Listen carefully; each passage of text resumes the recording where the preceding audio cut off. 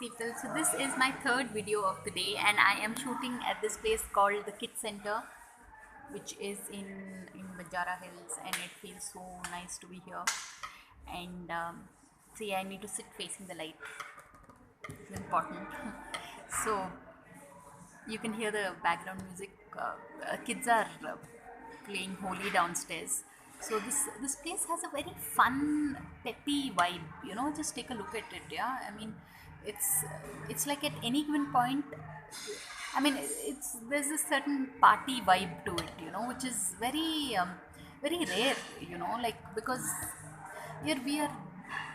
I was just discussing with my sister in the morning that most schools, everything, they induce a lot of fear in students, and and that fear stays with you for a lifetime. So I think that's why I'm very grateful that my child is studying in an American school, because you come to believe that life is beautiful, it's easy, it's fun, because and they say, right, it's our inner work, it's our inner world that creates our outer experience.